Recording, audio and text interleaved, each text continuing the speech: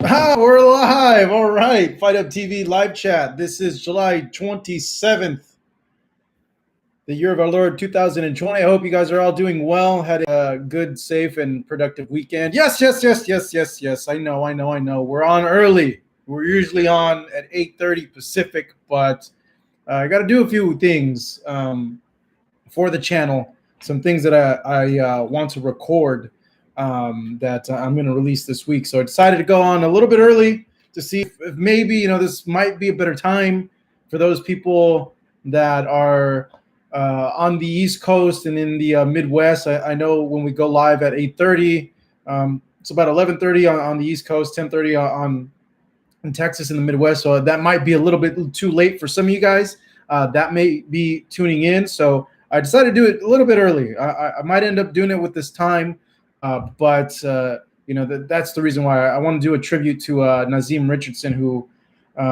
passed away last week. I spent all weekend going through our Fight Hub archive of all the interviews that I did with Nazim, and not gonna lie, guys, I got pretty emotional. Nazim was one of the first people that I interviewed in boxing, and I'll go more in depth when I do the tribute video, and it's going to be in the same style that I did the Roger Mayweather tribute video, going through the interviews, and I picked out like the fun, like because Nazim was known for like his isms, like the things that he would say in interviews. One of his most famous sayings is, "You don't have to swim to get wet. You can swim without getting wet." And another one he told me one time is, "You don't got to dance the boogie," which I I thought that was like the funniest saying. But he said so many of the sayings. So I put a little collection of like all the best sayings that he told us in the interviews over the course of 10 years, man. I had 10 years worth of interview footage of Nazim. So it brought a smile to my face.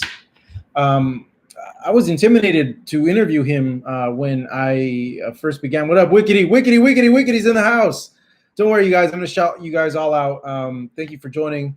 We're starting the live chat right now, talking about Nazim Richardson. But when I first started out in the media stuff and doing interviewing, I was only like 25, 26. I was still a very young cat. And I was really intimidated to interview Nazim. I remember I didn't want to interview him because I was worried he was going to make me look stupid in the interviews, because I was still a neophyte, and even now, I'll admit, I'm not a boxing expert. I know a lot about boxing through 10 years time. I've learned a lot, and I've asked a lot of questions with people who are the real experts, the trainers and the fighters. And I like to think I've learned a lot more than other people, and that I'm in a position where I can go ahead and educate those that don't know as much or are wondering about certain things that happen in the sport of boxing, because of the experience and the exposure I've had with people in the fight game. And of course, I trained in boxing. I took the extra step to actually learn how to box and why people do certain things in the ring and certain movements and what to do and what not to do.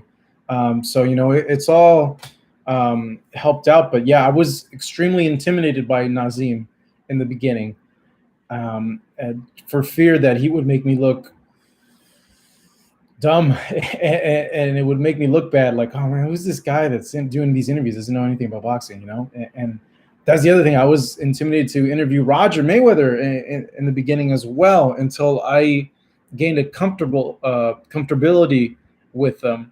And over the course of 10, 11 years, I had a great rapport with Roger. And I don't know if you guys saw the tribute piece. I'm gonna go ahead and put the link for you guys in the live chat right now, so you can go ahead and check it out, the tribute that I did for Roger.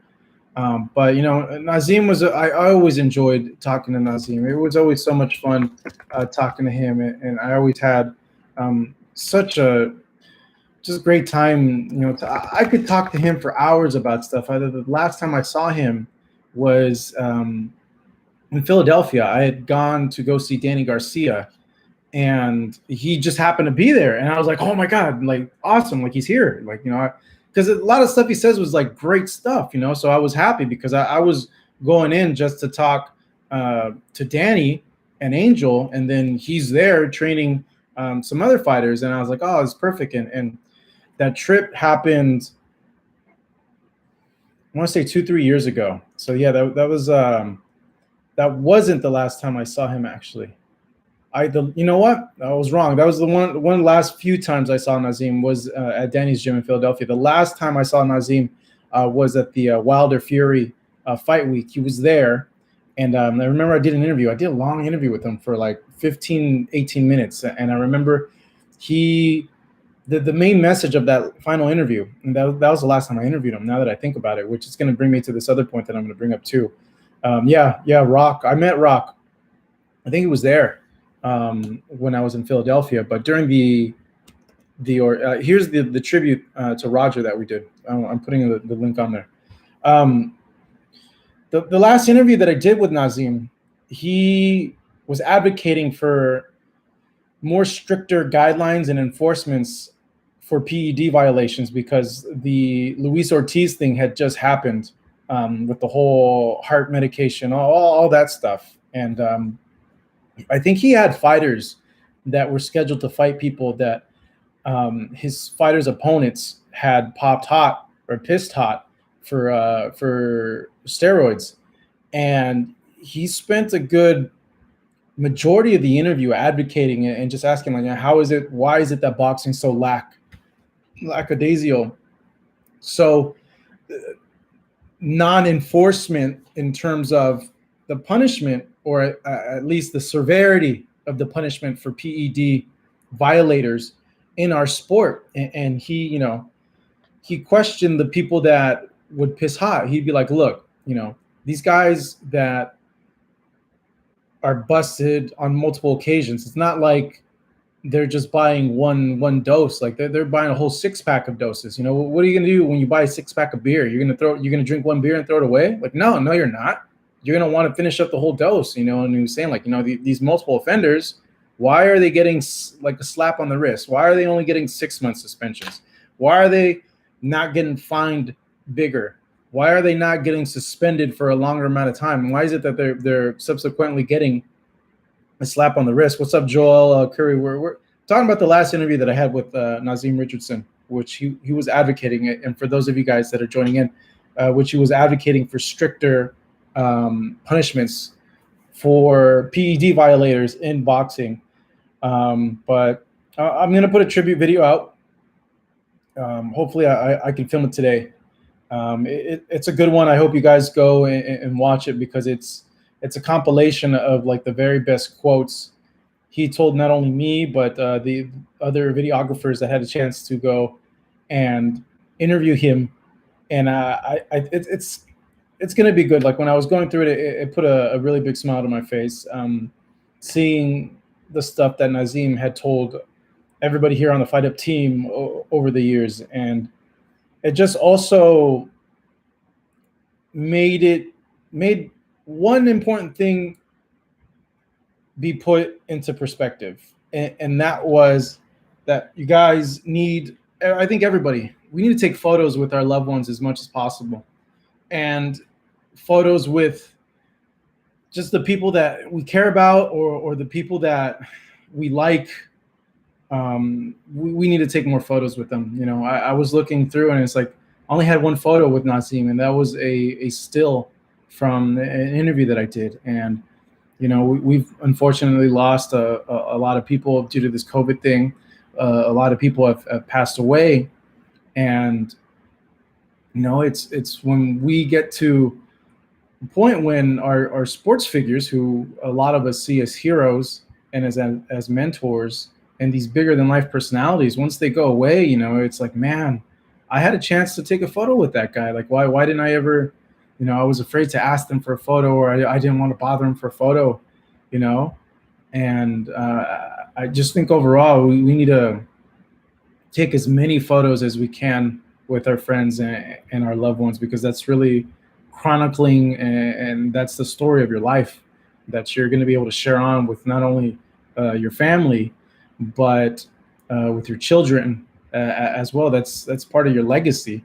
There is, and I've always been a strong proponent of having a ton of photos, and especially for you young cats that are on this chat that are like in your early 20s, man, take as many photos as you can, because you're going to look back at those photos when you're 40, 50, and it's going to put a smile on your face, because you're going to remember that your 20s were some of the best times you ever had, and those memories, yeah, you'll remember them, but the photos they will vividly bring them back, and it'll just put a big smile on your face. So now with that, let's go ahead and open the chat for questions, for discussions. We had boxing that happened over the weekend.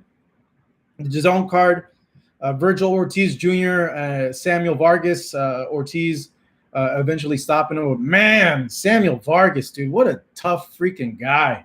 Would not want to meet him in a bar fight. That guy would work me. Jesus, I'd hit that guy with the bottle over the head and he'd still come at me. Yeah, and he burped in his face and it was like chicken. What the heck? But yeah, it's, Ortiz was supposed to win, obviously, and he looks good. He looks solid. But I was really it's funny. I think with Vargas losing, I think his stock went up because he showed how tough he was. He took a lot of Ortiz's punches, and Ortiz is a huge puncher. He's still now 15-0 with 15 knockouts. Has stopped it, which that in itself is impressive for a guy to get that young at I believe like 21, 22. He 15-0, 15 knockouts. He's stopped every single person that he's fought so far. No, not Tito Ortiz. CS, definitely not Tito Ortiz. I'm not sure what the numbers were, Joel, but we had a chance to speak to Ortiz after. He said that, obviously he wants Thurman, Porter, Danny Garcia, his homie, Errol Spence, who I did a interview with, Virgil, which he said that he talked about how it would be a little awkward to fight Errol, but it's just a sport, and he understands that. But he wants the big names. And then I threw a monkey wrench out there to him. Asked him, look, those guys are all PBC guys. They're tied to Fox and Showtime. You're with Golden Boy, you're with DAZN. It's going to be extremely hard to make those matches. They're not very realistic at this point. But on the DAZN side, a name that does come up is Jesse Vargas. What do you think about fighting Jesse Vargas? He fought Mikey at 47. What do you make about that fight? And he's like, you know what? I consider Jesse Vargas as a friend. I would rather not do that fight, but if I have to, I will. And then he asked me, well, who sticks out to you at welterweight, Marcos? And I'm like, shoot, I don't know. On the DAZN side, nothing's coming to me. Kell Brook, if he could maybe squeeze down at 47, but I doubt that. I heard he's campaigning at 54 now. I posed the question to Twitter, and Twitter came back with some interesting responses. But I felt one of them was an excellent matchup for Virgil Ortiz. And let me know if you guys agree with this or not by putting your question or your response to this person in the live chat. Maurice Hooker, Mighty Mo against Virgil Ortiz, both from Texas. I think that's an awesome freaking fight. Give Mighty Mo a stay busy fight right now so he can get the rust off, so he can get confidence back in him due to the well, he already had a fight, but just more confidence in him. I know he was already scheduled to fight Regis Prograis at 143 pounds. He's moving up to 147 pounds. He was a former world champion already. I think that's a great fight. What do you guys think about it? Let me know, because to me, I put that on Twitter and I got a ton of retweets, a ton of responses like, no, yeah, that's an awesome fight. I would love to see Maurice Hooker versus Virgil Ortiz. So let me see what you guys think about that. Let's see here. Ennis is one of the best fighters out there today because you know how to box. Yes, he is. He's really good. FNFSZTU. Joel Curie. What about like David Avanesian, who fought Shane Mosley, or Josh Kelly against Virgil? Josh Kelly would actually be really, really good I think that would be an excellent fight for him. But I like the Maurice Hooker fight, man. I think that Maurice Hooker fight is great. What up, One Boxing King? He feels that's a great fight. I would rather see Ortiz against Mean Machine, but Mean Machine's top rank, bro. It could happen. We're seeing, we saw Ramirez go and fight on DAZN, but that was because Bob was supremely confident that Ramirez would beat Hooker, and he'd come back to ESPN with all the titles. So Tony's reviews, he says, a win against Mean Machine equals a title fight soon after. Josh Kelly at 144 pounds. I would rather see Ortiz against Mean Machine. I would really show how good he actually is. And that's a good point, because Mean Machine had a really, I would say, competitive up until Crawford started piecing him up in that fight. He did a lot better than what people expected him to do in that fight against Terrence Crawford. So, yeah, that would be a good barometer to see how dominant a Virgil Ortiz could be against a guy that was pretty damn competitive and won some rounds against Terrence Crawford. That's actually an excellent fight. Kudos to you, Tony's reviews, about throwing that name in the mix. So right now, from what you guys have thrown in, we got Mighty Mo, Maurice Hooker, Josh Kelly, Mean Machine. Who else are we missing? I see Ennis, but I think it's too early for Ennis. They're building up Ennis to be a big star on the Showtime side. So I don't see it very likely happening. Hazara Bros. Hey, what's up, bro? Good for you guys. Good for you guys. Glad you could be here on the chat. Dala Diabasi. Okay, so when I get the sound effects thing worked out, whenever you're on here, Dala, I'm going to play the Ted DiBiase theme song, the money, money, money, money, money.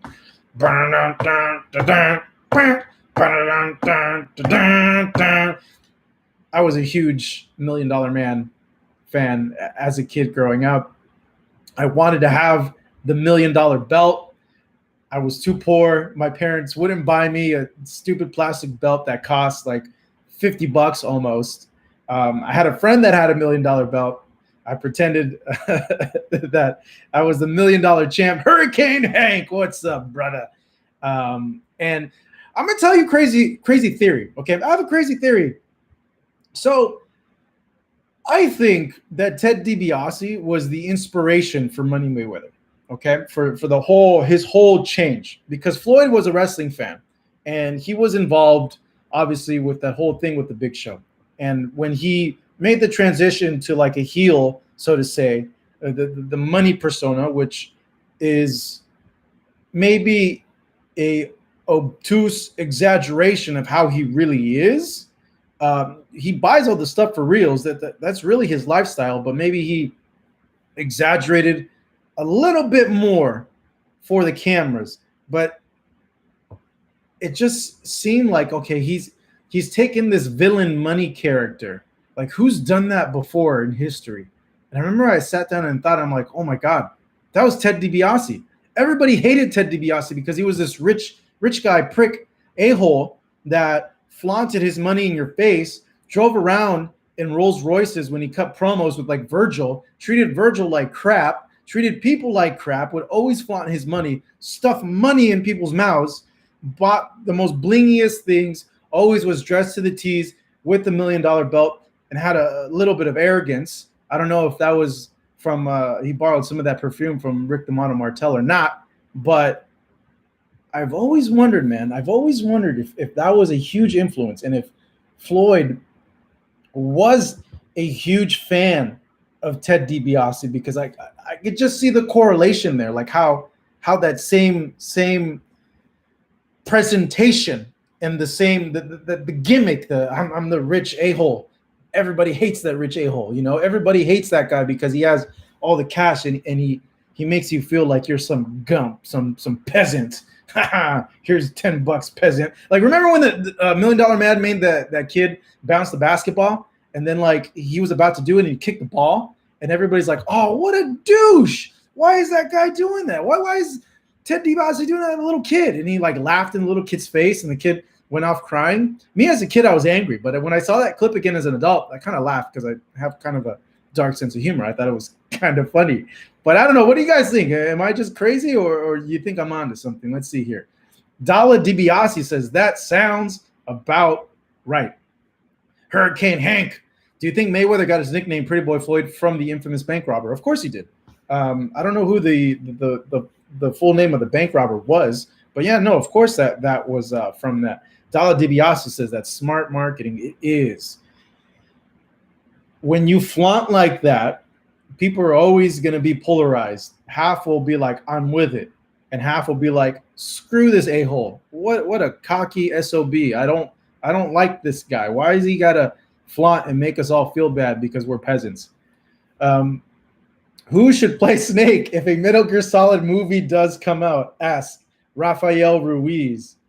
I'm a huge Metal Gear Solid fan. I don't know about you guys, if you guys play the Metal Gear games. Joel Curie, these streams are usually about an hour, but if they're good, an hour and 10 minutes, an hour and 15 minutes, an hour and 20 minutes. Cal Jam says Keanu Reeves as Solid Snake. I can see that working, actually. Thing is, I don't know. I always think Keanu may be too much of a pretty boy for, I don't know. When I think Solid Snake, I always think of, very rugged, very, like I'm not sure if, I don't know. That would be interesting to have Keanu as Solid Snake. They could have David Hayter, the original voice actor for Solid Snake, to go ahead and do that. I think that would be good, even though like he does look a little bit older now, and maybe that might not be the best choice.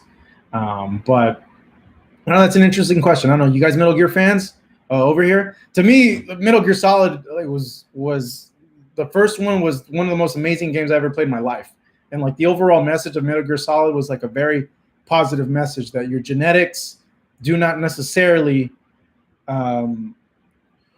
set you upon a determined fate, because, spoiler alert, spoiler alert, spoiler alert. If you haven't played Metal Gear Solid, I'm about to ruin the ending. Good looking honky. Fight Hub, Peter North here, old adult film star, huge fan of boxing. If this is really Peter North, thumbs up, man. You are an inspiration to a lot of people. And yeah, props to you. Big pat on your back for the work you accomplished.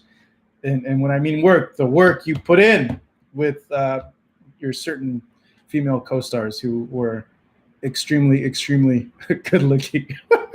Dude, if this is really Peter North, that'd be hilarious. All right, back to Metal Gear. Keanu just done a new Bill and Ted because his friend needed money. Well, good for Keanu. Keanu's a good guy.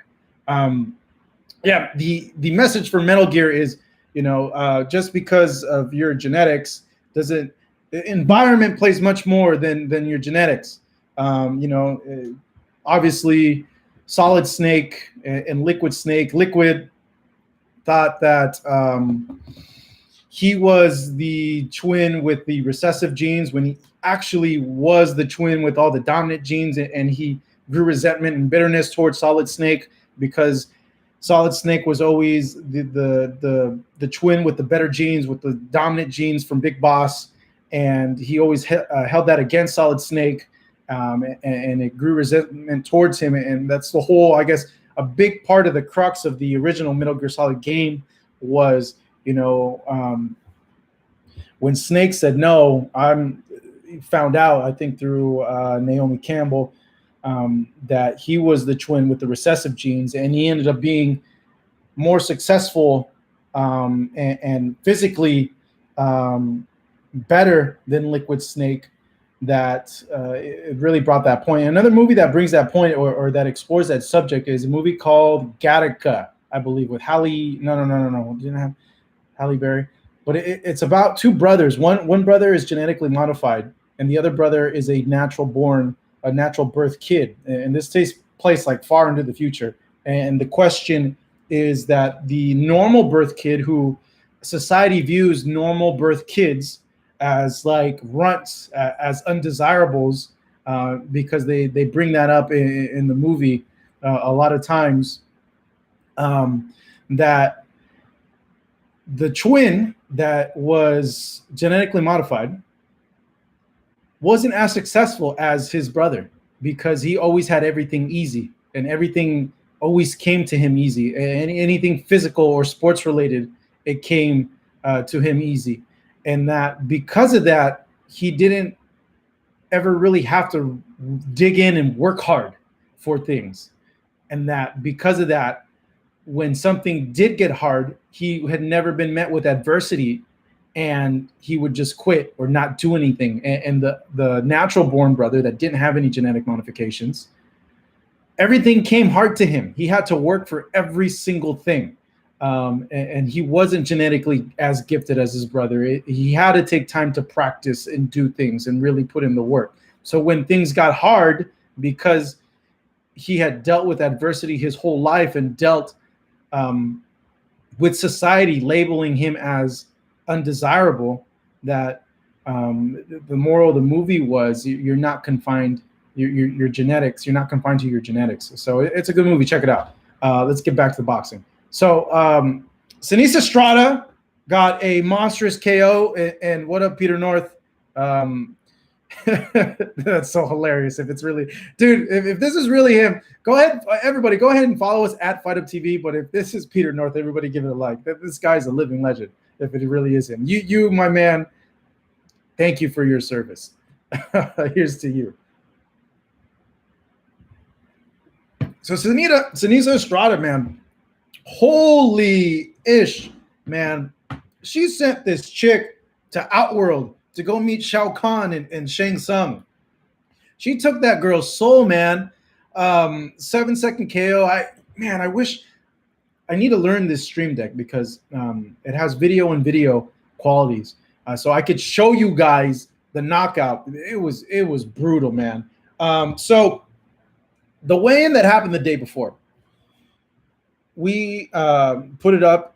And I was editing it, and I was looking at the girl, and I'm like, this girl looks terrified. She looks scared at the weigh-in, and I'm like, this is weird. You know, I'm like, who's this chick? And she says she's 5-0, and I'm like, you know what? I'm gonna look her up on BoxRec right now because it's like 5-0, and I'm like, you know what? She's actually pretty cute. She's not that bad. But I was like, man, but she looks scared. Like during the face-off, like you could tell, like in her eyes. This is weigh-in. This is not even the day of the fight. This is the weigh-in. I'm noticing this, and I'm like, man, she's afraid. So she goes in there, and obviously a lot of you have seen the fight. Her name is Miranda Adkins, is the girl that got knocked out. I guess she's also a kickboxer, and she's 43 years old. And yeah, she's had how many fights? She started in 2018, had 2 fights in 2018. 5 total fights, 4 of which she fought debuting fighters. And then the one that actually had some fights on her record was named Shania Ward, who was like 0-2. So not a lot of experience. But obviously, if you guys notice, she looked terrified on the way out to the ring. She looked terrified when she stepped in the ring. The way she was her like boxing stance was extremely amateur looking. Like you guys have mentioned it, Arm is in the house. Arm is here. What up, Arm? Doc Holiday. Yeah, Blonde Bomber. She is extremely good-looking woman. She's very hot.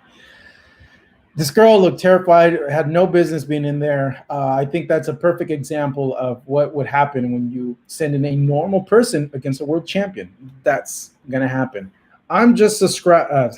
I read DiBiase's comment. Subscribe to the channel if you haven't already. If you guys are new here to the chat, make sure to subscribe to the channel, please. Follow us on social media as well at Hey, It's Marcos V. That's me. It's me. It's Marcos V. Hey, it's Marcos V.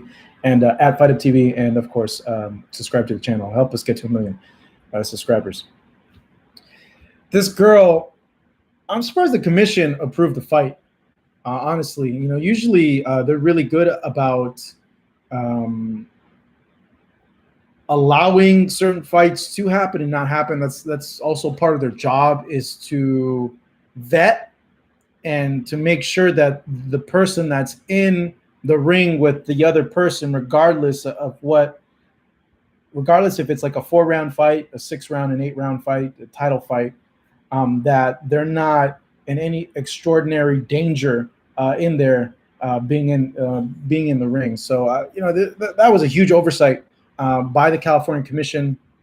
The head of the California Commission, Andy Foster, had already said that he regrets licensing the fight and allowing it to go, and that if he would have known, he would have never approved for the fight to happen. But yeah, I felt bad for the chick, and you could tell Seniesa felt bad too. She hit that chick, and she didn't celebrate. She knew what was up, and it looked like she was legit a little bit worried about like what she did, and probably felt bad too that she went ahead and blasted that chick. Best Bully Scotland. Good night, guys. God bless you. You too, man. Godspeed. What time is it over there in Scotland? You guys are like 8 hours ahead, right? Over there? Because that's considered like the UK. I think my London time is like 8 hours ahead because I usually have to do the radio hits, right? Let me know if you're still on here. Best Bullies Scotland. But yeah, man, brutal knockout. I wanted to yell fatality when I saw that. 2:17 a.m. Well, hey, man, I really appreciate it that you're joining us from over there in Scotland, man. I'd love to go and visit your country. I got into a mean old discussion about the proper word to use when you're wearing a plaid shirt. I met that fella from IFL. Man, I can't believe it. I forgot his name. But my bad. We got into a thing because I called a plaid shirt flannel and he called it tartan.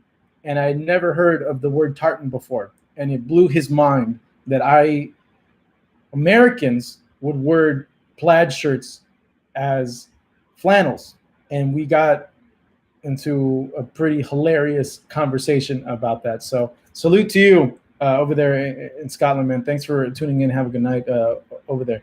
Back to boxing. Oh, that was a little loud. Sorry about that, guys.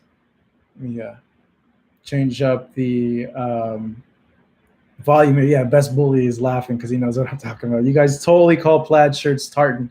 And then I'm like, well, who's right? And he's like, well, we've been wearing tartan kilts since like 100 years ago. Like, like we're right. We're the ones that this is part of our culture. Like, what are you talking about?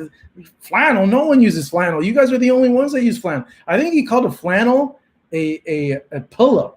And I'm like, what? A pillow's a pillow, dude. What do you mean? And then he Google searched it, and then he showed me where it said that, and I was like, oh man, that's really weird.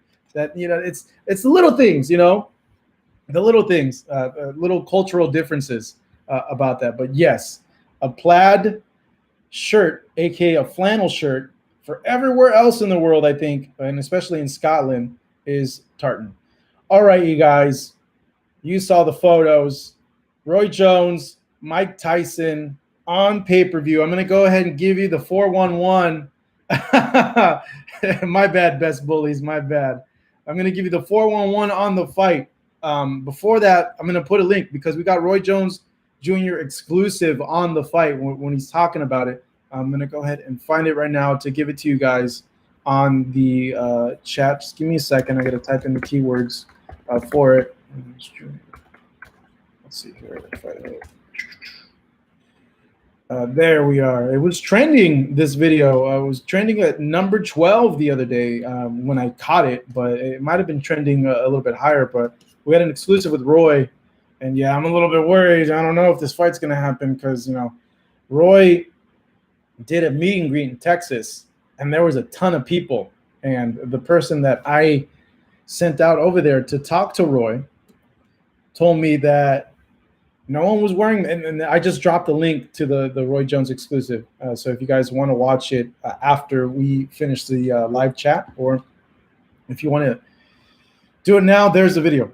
So he told me Roy was at this event, okay, and that no one was social distancing. Not a lot of people were wearing masks.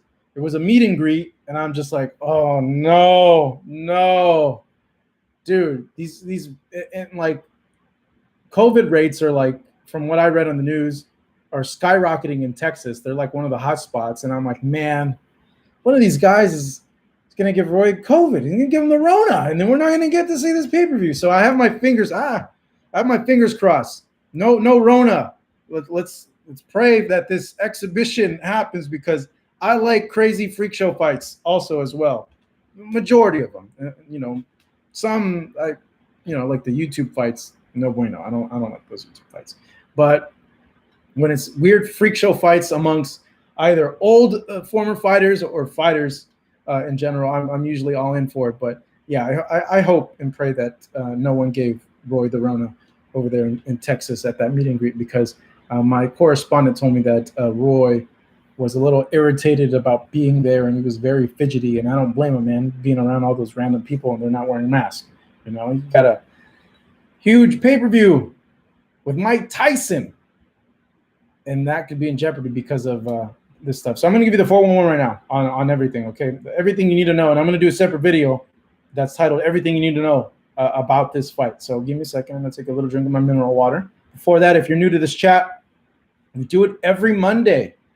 I think I'm going to start doing it at this time at 5:45 whenever I did it, because we have a lot more people joining us live as opposed to 8:30 p.m. So I'm going to take a drink. Mike Tyson versus Roy Jones Jr. is going to happen September 12th. And it's going to happen in Carson, California, at the Dignity Sports Health Center, a.k.a. the StubHub Center in Carson. That's where the LA Galaxy plays. It's on the little tennis arena. I guess Jake Paul is fighting on the card as the co-main event. I don't know why, but I don't know. Just it is what it is. So it's an exhibition, no headgear. They're using 12-ounce gloves, and I'm going to read the 411 on it. So there'll be no fans in attendance, and the people there are only essential personnel. Ray Corona will be the ref, and Andy Foster had said that he gave the blessing to Tyson to able to have this exhibition, but it said if there's a cut, stopping the fight right away. And he said, it's fine for you guys to move around, make a few bucks, aka millions, but if there's a crazy cut, Ray's going to stop the fight. Ray Corona. Besides that, they haven't released the pay-per-view price. I hope it's not something crazy like $50, $60, because I think people will even end up paying that. I think this thing's gonna do 1 million buys, to be honest. 1 million buys. No problem at all. But it's being put together through a Triller. That's where you go to purchase the fight. They haven't released the pay-per-view price yet, but if you want to go, they give you an option, I think, to sign up for an update when the actual pay-per-view pricing goes live, to go ahead and order it. I'm trying to read this thing here because I wrote it down, all the interesting stuff about the fight. I'm not sure if media is going to be allowed in all these fights so far. It's not going on DAZN. It's on its own platform called Triller. That's where the fight's going to be between Roy and Mike Tyson. It's an exhibition, purely exhibition, not a real fight. And I believe it's going to be 8 rounds. Let me look here in the notes that I wrote for you guys. Let's see here. Okay. So Mike Tyson's going to donate his purse that he's going to get from the fight, or I guess the revenue that he's going to get from this fight, and he's going to donate to various charities. And to him, it's not about making a profit from this fight. He even said from the beginning in one of his podcast shows that if he does have an exhibition again, that he wanted to do it for charity and for charitable reasons. So whatever money that Mike makes from this fight, he's donating it to a bunch of charities. And he's not doing it for money. He's not getting anything. And he just feels good to be able to do this so that charity, helping out charity. All right. So supposedly the company Triller paid $50 million to get the exclusive right for this fight per CNN. CNN broke that exclusive. I don't know if you guys use this app. I don't even know what this app is, to be honest. But supposedly it's been downloaded more than 140 million times and has like 50 million active users. Ryan Kavanaugh acquired the company in 2008. He's like some Hollywood producer. So I've never even heard of the guy, but supposedly it's him. Like I mentioned, 12-ounce gloves, no headgear. Here's a big thing, guys. Here's a big thing because I saw odds on the fight in Vegas, the sports books. Because this fight's an exhibition, there's no judging, no scoring on the fight. So I guess if you place a bet, they're going to have to change the odds. They're going to have to say, okay, the over-under for a knockout, because there's not going to be a winner at the end of the exhibition. This is a direct quote from Andy Foster from Manuk Akopoyan of Boxing Scene and other various publications. The head of the California State Athletic Commission, Andy Foster, said, they can move around and make some money. I told them, you get cut, it's over. So, you know, it's Ray's job to go ahead and police that. So that's pretty much the 411 on this. I have no idea what they're going to price it. But, you know, what's funny is the interest in this is so crazy. And obviously because it's a exhibition, people have brought this up. Well, what does that mean? If it's an exhibition, are they going to do drug testing? Well, it's not a real fight. It's not going on anybody's record. So there's no need to do any VADA testing or any random doping testing. So, yeah, you know, if Tyson's homies with Vitor, I'm not saying it, but I'm saying he could be like, yo, Vitor, let me get some of that Vitor special. Let me get some of that Vitor TRT to hook it up with recovery and help me out. I'm not saying he's doing it. Yeah, Wrangler right here is already saying that. You know, but it's in the realm of possibility. We know Vitor is super TRT spokesperson, pretty much. You know, seeing how it's worked out for him in his fights. But yeah, my thing is, Roy understands it's an exhibition.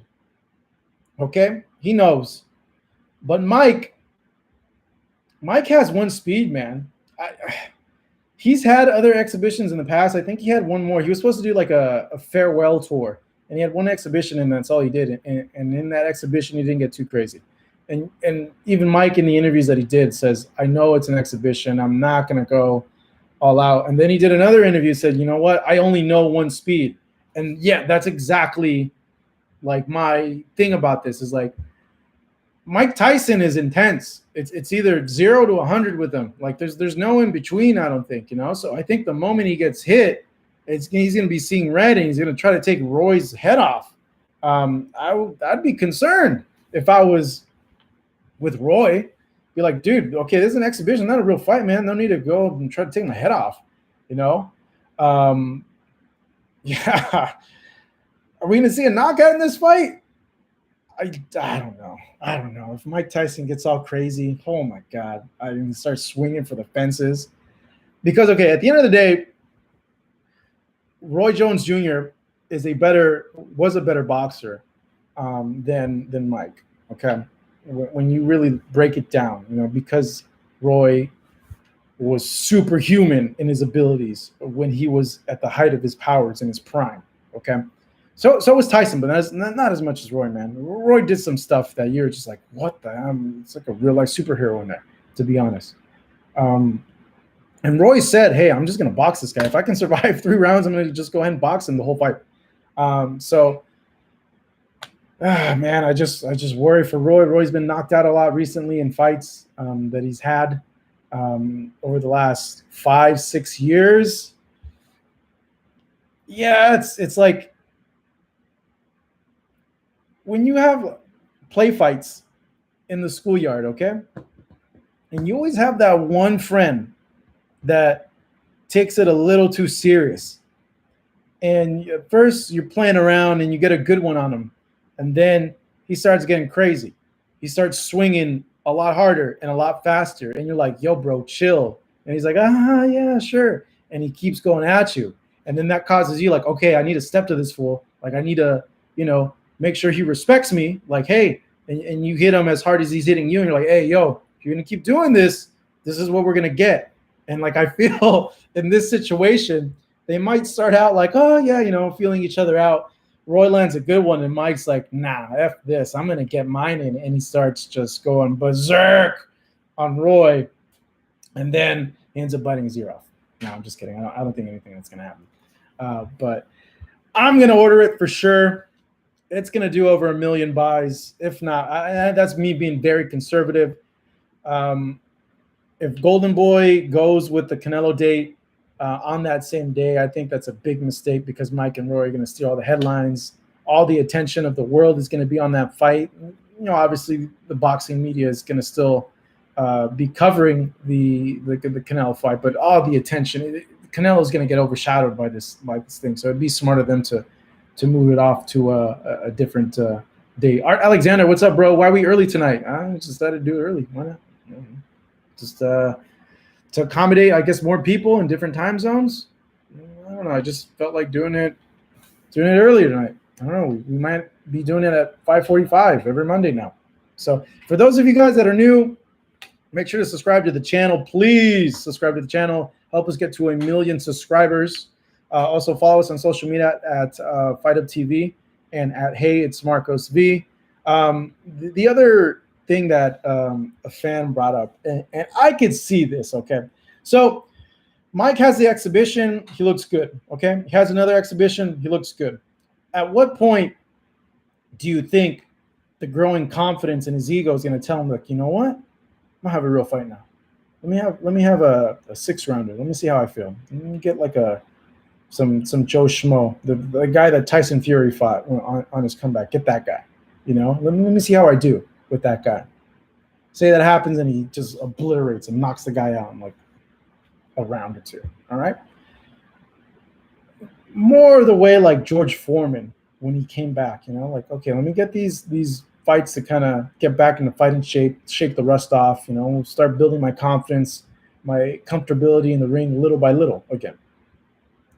So I had a homie, be like, bro, if there's anybody in the top heavyweights that Tyson could beat if this thing ends up working for him, anybody, who's the most weakest link?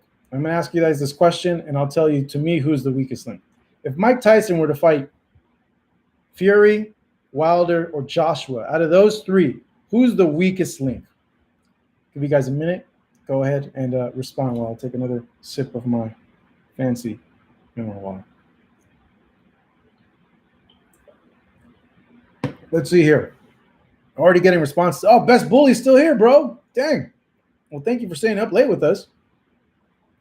Chain TC, Wilder. Best Bullies, Wilder. HK40, Wilder. Oh, damn. Been a lot of Wilders here. Terrell C says Joshua. I'm seeing all three of them. 2 for Joshua. Hurricane Hank, all three of them are weak in some aspect. I don't know about that, bro. Let's see here. Keep bringing them in. Who's the weakest link out of the top 3 heavyweights? Who could realistically probably end up beating? Who could Tyson end up beating realistically out of those 3? Let's see here. Now I'll give you my reasoning as to which one, even though I don't think it's very likely, but I could see it. I could see it happening with this. So my weakest link, but I want to get your guys' response on this. So keep on coming in. I see another AJ here. So far, it's a mix between Wilder and AJ. All right. So my I'm seeing Ngannou. Ngannou's not even in the conversation, man. What are you talking about, Ngannou? Joel Kiri knows where I'm headed. I see Arm says Wilder. Grim Reaper says Wilder. Dang, because there's more Wild. Dang, that's crazy. You guys feel that Wilder is the weakest link out of all those guys? Wilder's the one with the eraser, dude. He touched Mike once. He puts him away like Thanos. Does that come out? There you go. Just like that, dude. You erased. I don't know. Wilder's the weakest link there, man. Dang, I'm seeing more Wilders. What the? I'm surprised about that. Okay, so style-wise, all right, and who's the most at risk if Mike were to connect with him, even though it's Mike Tyson, if he connects with anybody, he's good chance he's gonna put him down. But if he does connect with somebody, who's most likely to go to sleep out of all those three? Who in the past has had their chin questioned in other fights? Who in the past has been accused of having a weak chin and can't take a punch? Sadly, that person is Anthony Joshua.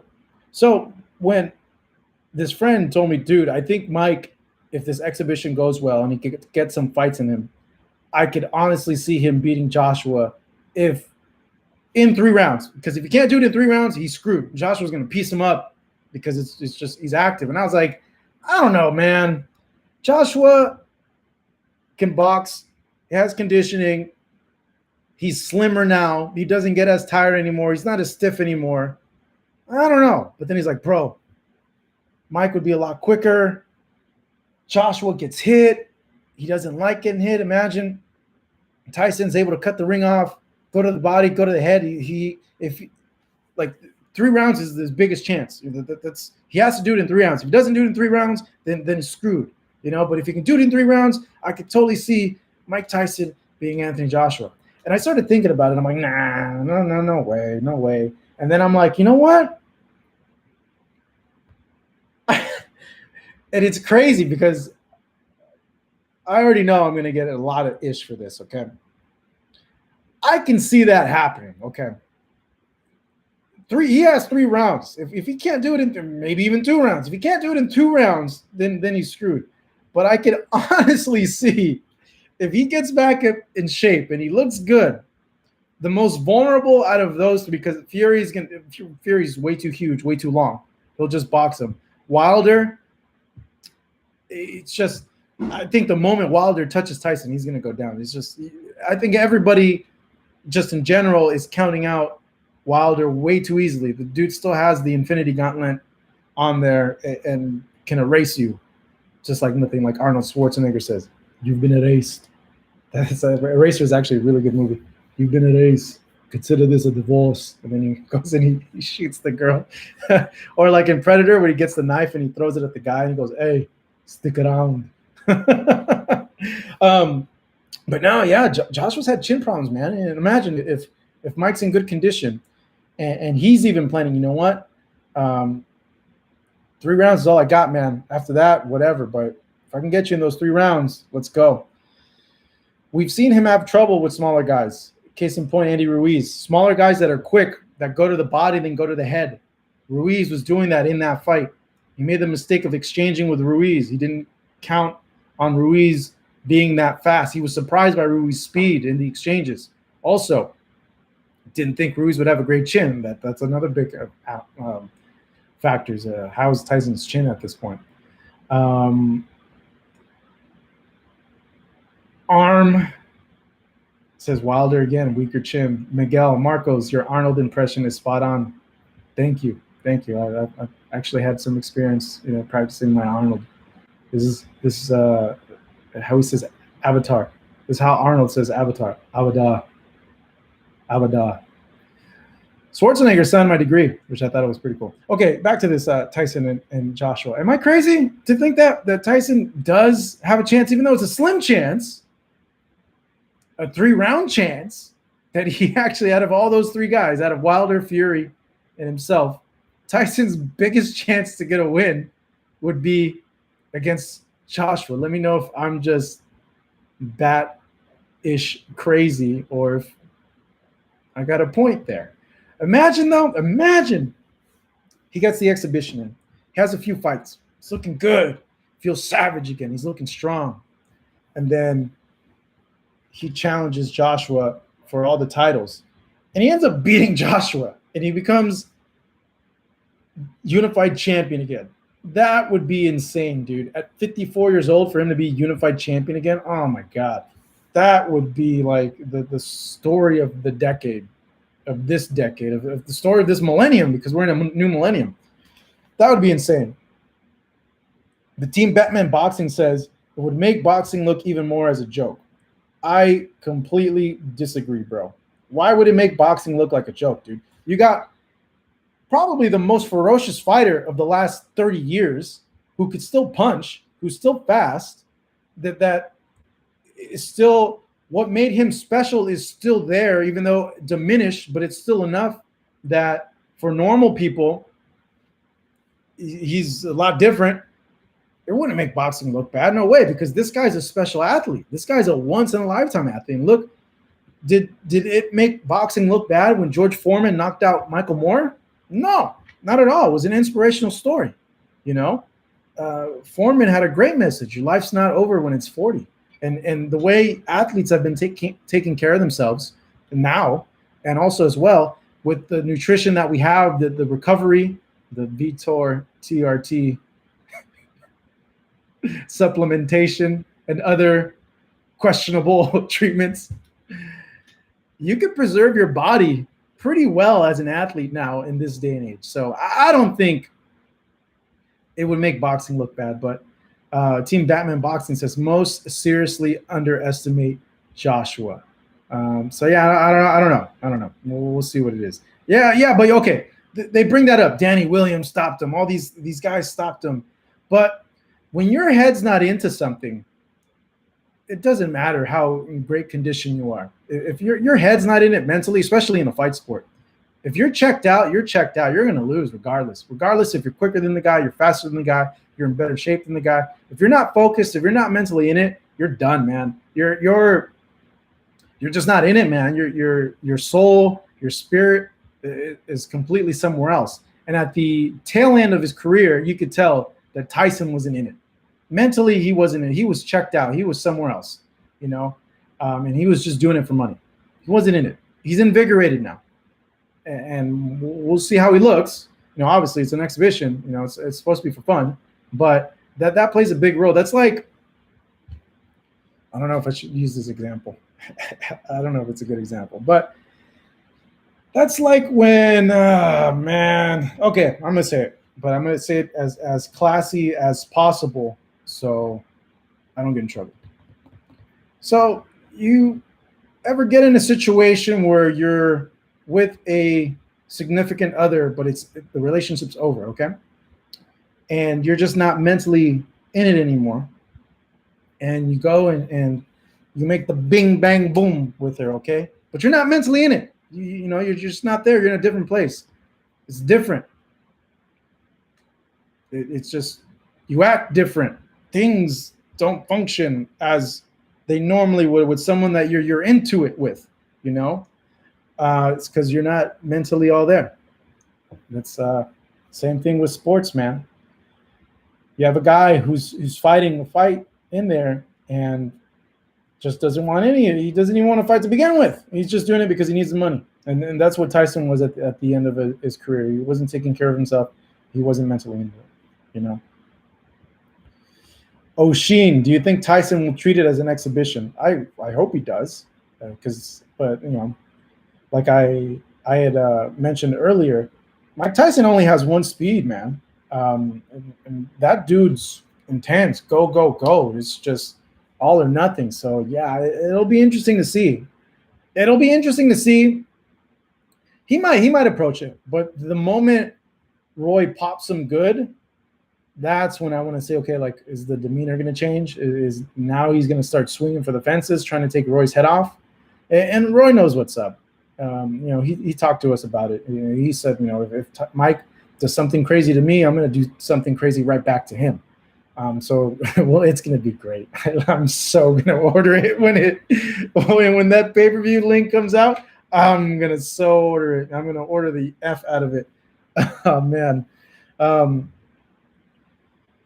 Life lessons. Robin Givens was talking about she don't want to be in the Mike Tyson biopic at all. Well, yeah, kind of it wasn't the greatest relationship there, you know, between the two. Quick question from Awesomeness. Let's see here. They say AJ ducked when he turned down $50 million, and then they say Wilder ducked AJ when he turned down $120 million. Who do you think ducked who? I don't think neither of them ducked. It's just wasn't the right time for the fight yet.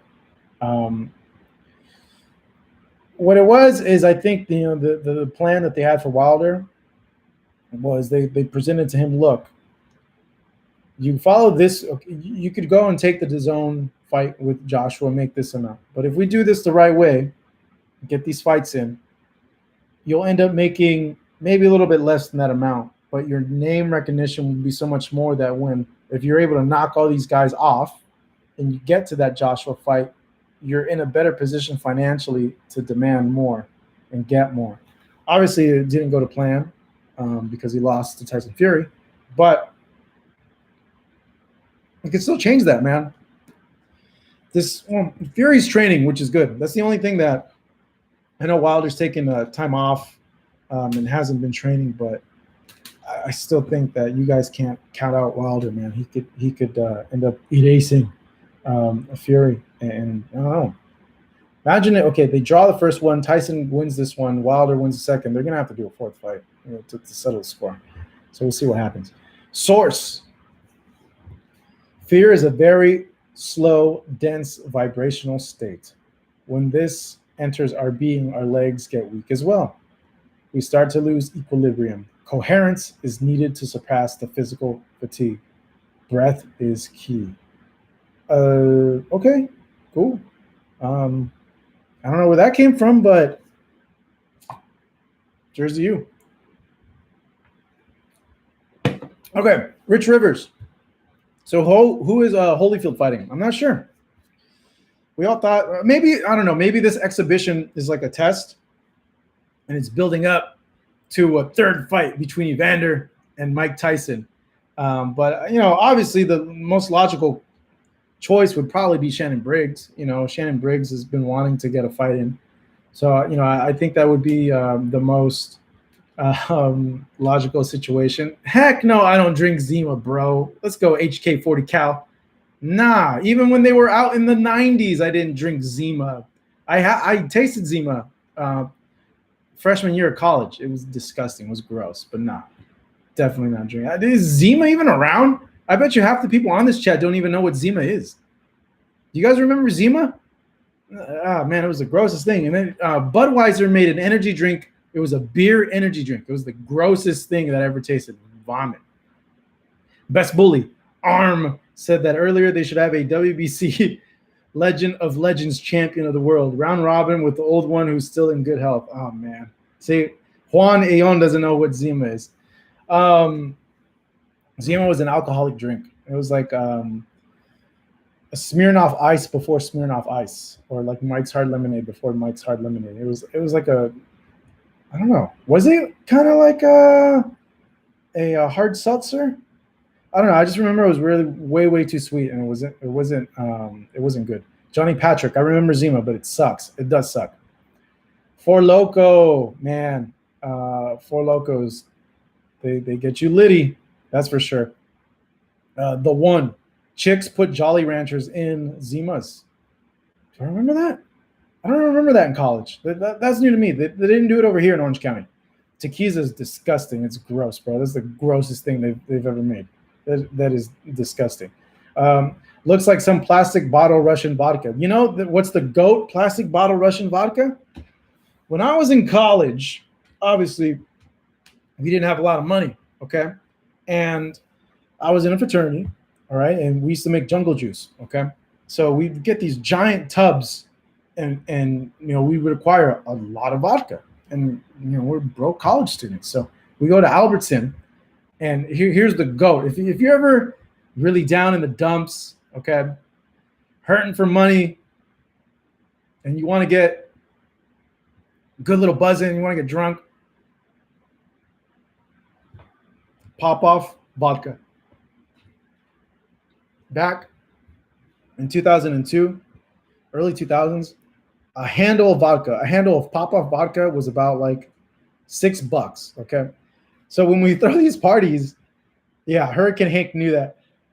We would all pitch in like $10, okay? And there was like 40 of us, and again, $400, and we would clean out multiple Albertsons of pop-off, and we'd make these huge batches of jungle juice. And we'd go upstairs and put them in these containers, and then we'd fill them up. We'd get we use the Tampico to mix. So, and then we'd put it back in the Tampico, and we'd set up a little bar in our living room. And hand them out in our parties, and everybody would get so messed up off the jungle juice. It was great. One time, we got on the roof because we lived in a pretty big house. So we got on the roof and we converted a bong. We got a huge gallon, the big judge gallon of that we use for water. We cut it in half and we filled it up with jungle juice, and we made a contraction that it had like 8 hoses connected to one hose, and we're telling people to take bong drinks from the roof of our house filled with jungle juice. College was fun. College was good times, but yeah, Papa vodka. I don't know how much it is now, but back then in 2001, 2002, it was like $6, man. It was the best. It was the best. Heskar, what up, bro? Damn, jungle juice. It's been a while. I know, huh? I haven't had jungle juice since college, actually, but I still remember the recipe. It was vodka, Tampico, Sprite, and Everclear. That's the vital ingredients for jungle juice. And we would just pouring handles of this stuff. Taste a little bit, pouring, and yeah, that thing would mess everybody up. Our parties, everybody got drunk. It was the best. College was fun. Shout out to Cal State Fullerton. That's where I went to school at. Hurricane Hank seen it with watermelon. We used to do it with Tampico, either the red Tampico or the orange Tampico, which would be like our thing. Carlos, dude, a little late to the chat. We spent the last 20 minutes discussing the Tyson fight. So if you want to hear about how we broke it down, just go ahead and go back about like 20 minutes. If you guys are new here to the chat, make sure to subscribe to the channel, please. The road to 1 million. Let's go. Follow us on social media at FightUpTV, at Hey, it's Marcos V. An hour and 6 minutes into this live chat. I think we're going to start doing them at 5:45 on Mondays because we got a lot more people doing it at this time as opposed to when we used to do them at 8:30. I'm going to put a link for you guys to watch. It's Bernard Hopkins saying in an interview with me that he believes that Mike Tyson could be undisputed heavyweight champion of the world again. And that my reaction when he told me was like, what? Like, no way. But he explains why he feels Tyson and Holyfield could be undisputed champions again. And pretty much he says because we're in a very weak era of heavyweights right now. And because of that, athletes the caliber of Holyfield and Mike Tyson have a realistic shot at beating the champions. Do I agree with him? Not really. I honestly don't see them beating. Here's the link right here. I just dropped it to you guys with that chat with Bernard Hopkins. I can't see them, especially Holyfield. Holyfield didn't look as sharp and as quick as Tyson in those workout videos. You know, Tyson doesn't move like his age in there in those clips. Holyfield moves like he's 57. Like, it's slow, and yeah, I worry about him if he has a real fight. But Hopkins says it's just a weak era of heavyweights. But it's like these guys are bigger, they're longer, they're better athletes now than before. And that's every generation of athletes are better because technology gets better, nutrition gets better, recovery gets better, recovery techniques, training techniques. They still get injured, but they are able to treat injuries better and better preserve the body. Athletes are competing longer in terms of their age. You're seeing people in their 40s still competing at an extremely high level, an elite level in the whole landscape of sports. So it's completely different with that. Josh Wallace, no worries, man. No, thank you. Damian Mesa. All right, sorry about that. What about Bones Farm? Don't know what that is, bro. But Beyond Belief. I remember that TV show Beyond Belief with the Star Trek guy. It was a cool show. I liked that. He'd always thump me. Okay. I'm getting a little ADD now. What are the U.S. plans for crowds at sporting events? Do you have a date for when the fans will be back? Nah, man. I haven't heard jack-ish about that stuff. And you know what? With our COVID rates over here in the United States, highly doubt that we're going to get any fights or any sporting events with fans, or at least mass fans, any time soon. with that. I've seen a few tennis matches on the TV that had fans, but they were really, really spaced out. Miguel L, you know what's up? Beyond belief. Is it real or was it beyond belief? I don't know that guy, Star Trek guy. But no, yeah, man, our infection rates have gone up. So I do not see. I see the rest of the world actually probably having some capacity of fans at their events by the end of the year. But here in the U.S. For this year, I highly doubt it. I highly doubt it that it's going to happen. But PBC on Fox looks like it's going to come back pretty soon. Showtime just announced a massive schedule with a ton of fights, good fights too, man. Top Rank is going to come back again on Saturday nights. DAZN is picking up. So, we're getting our sports back. And I think it's easier for boxing and MMA to be able to resume business as opposed to team sports because there's so many people involved. Team sports. You look at what happened today with MLB, man, with the players catching COVID, like 12 players or something like that, catching COVID. So, yeah, I wouldn't get your hopes up if you're a fan and you want to see a live fight because I think not going to happen. Tripo Chino, I'm ready to see Tank in October. Source, don't forget to thumbs up to help, brother. Thank you. I appreciate that. Really, really appreciate about that. Superb Supreme. Marcos, who's the face of boxing in your opinion? Right now, who's the face of boxing? When you think boxing, who do you think of? I don't know. That's hard because, you would think the first person that comes to mind just based on like who was carrying the pay-per-views would be Canelo. But, Canelo's not really known outside of the Mexican-American fan base here in the United States. You ask a Joe Schmo fan, who's Canelo, and they won't know. I think honestly Tyson Fury is really primed, and if he wins this next fight with Wilder, with him being so colorful, outspoken, and ESPN pushing him, he could end up more than likely being the face of boxing here, at least in the States, in terms of name recognition and who do people think of when they think boxing. Outside of that, Manny is still pulling numbers, man. Not like before, but Manny is still pulling numbers, and Manny's known by everybody in the United States, everybody worldwide. So you can make a strong argument that Manny is still one of the major faces of boxing, even though he's not that huge of a pay-per-view draw. But I think his fight with Thurman got like 1 million buys. But yeah, Superb Supreme. The Thurman fight, I think, got pretty close to 1 million buys. So I think name recognition-wise, the most name recognizable figure in boxing is Manny right now at this point. But I think Fury is in a really good position to maneuver himself to that spot just because of his personality. And ESPN is doing a superb job in not only pushing him, but pushing the fighters that they fight on their platform. And because they're the only station pretty much at this point that has had boxing, had sports, they can kind of, one, control the narrative, but also do a good job of promoting their ESPN stable of fighters, because everybody is watching or was watching sports because there's nothing going on. So that's what my opinion is on that one. If you guys are new to the chat or just joining the chat right now, thank you so much for joining the chat.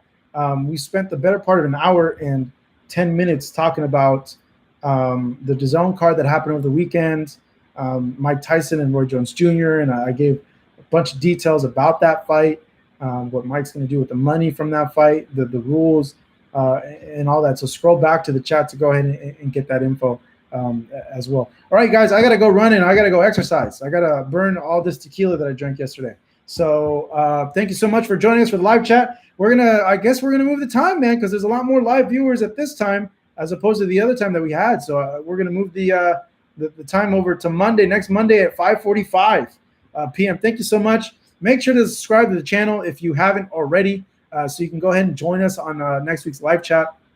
So this is a discussion where we talk about anything and everything in this. You guys decide what we talk about. So really appreciate it, guys, for joining in. Keep watching our content. I dropped those links of those videos, the exclusive with Roy, that he talks about the Tyson fight, the exclusive with Bernard Hopkins, where he says that Tyson can be undisputed champ again. So make sure to check those out. Spread the word of Fight Hub. Spread the gospel of Fight Hub. Share the channel to all your other boxing friends that might not be subscribed, or you have friends that have an interest in boxing. Go ahead and share that as well. Thank you so much, you guys. It was a good, really, really good chat this time. And I'm going to end us off with another Arnold impression. Come next week. Till then, stick around. Stick around, Fight Hub. That last part didn't go too well, but get to the chopper now. Put that cookie down. Come on. Put that cookie down. No. Peace.